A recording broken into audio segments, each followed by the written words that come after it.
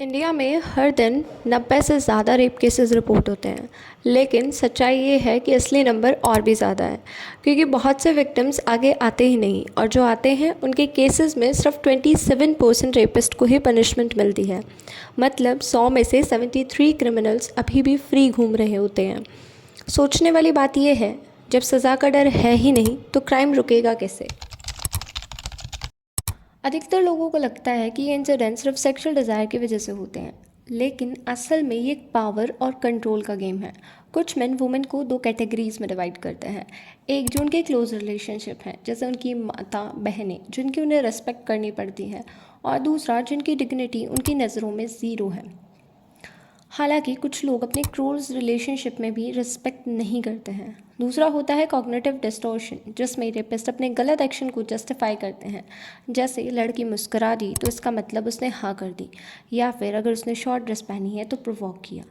ये सोच उन्हें और ज़्यादा डेंजरस बनाती है। सबसे बड़ी प्रॉब्लम है कि हमारा समाज रेप कल्चर को सपोर्ट करता है। विक्टिम ब्लेमिंग हर जगह होती है। लड़की ने शॉर्ट ड्रेसेस क्यों पहनी, वो रात को बाहर क्यों गई।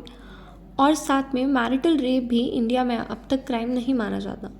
पेट्रियार्की और टॉक्सिक मैस्कुलिनिटी से लड़के समझते हैं कि असली मर्द बनने का मतलब डोमिनेट करना। अरे तुम लड़के हो, लड़के रोते नहीं। अरे कैसा मर्द है, औरत से पिटता है। अरे कैसा मर्द है तू, औरत पे हाथ उठाता है।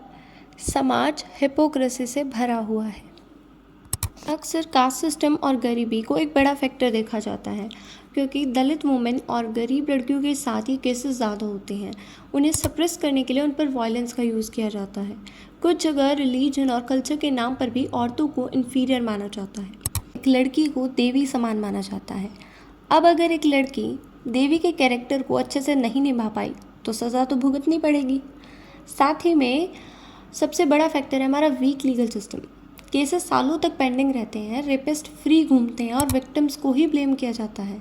और जब सोसाइटी में किसी को एक्सेप्टेंस नहीं मिलती तो उसे भी अपना गुस्सा वीकर सेक्शन स्पेशली वुमेन पर निकालना होता है। छोटे कपड़े क्यों पहने थे, ताली कभी एक हाथ से नहीं बजती, गलती लड़की की भी होगी। रात को बाहर क्यों गई थी, स्ट्रेंजर से बात क्यों कर रही थी। हर एक सिचुएशन में विक्टिम ब्लेमिंग की जाती है। यदि इसे नहीं रोका गया तो कल को लोग रेप के खिलाफ आवाज़ उठाना भी बंद कर देंगे। 2012 के बाद लॉ ज़रूर बने, जैसे क्रिमिनल अमेंडमेंट एक्ट जिसमें स्ट्रिक्ट पनिशमेंट थी। पॉस्को एक्ट 2012 बना, जिससे बच्चों को सेक्सुअल अब्यूज़ से प्रोटेक्ट किया जा सके। सेक्शन 375 आईपीसी रेप को डिफाइन करता है। निर्भया फंड भी आया ताकि वुमेन सेफ्टी प्रोजेक्ट्स को पैसा मिल सके। लेकिन प्रॉब्लम वही है, इम्प्लीमेंटेशन वीक है। कन्विक्शन रेट लो है, ट्रायल स्लो होते हैं और मैरिटल रेट अभी भी लॉ में रिकॉग्नाइज नहीं है। मतलब लॉ होने के बावजूद भी जस्टिस सबको मिले ये पॉसिबल नहीं। तो सोल्यूशन क्या है? सिर्फ कानून बनाना ही तो सोल्यूशन नहीं। सबसे पहले एजुकेशन ज़रूरी है। बचपन से ही लड़कों को कंसेंट और रिस्पेक्ट सिखाना होगा। दूसरा, जस्टिस को फास्ट और स्ट्रिक्ट बनाना होगा। सिर्फ फास्ट ट्रैक कोर्ट बनाने से कुछ नहीं होगा, उन्हें एक्चुअल में फास्ट काम करना होगा। तीसरा, विक्टिम ब्लेमिंग ख़त्म करनी होगी। कपड़े या टाइम पे सवाल उठाना बंद करो। एंड चौथा और सबसे इम्पॉर्टेंट, अगर आप किसी क्राइम को होता देख रहे हैं तो चुप ना रहें, रिपोर्ट करें और उस पर्सन की हेल्प करें।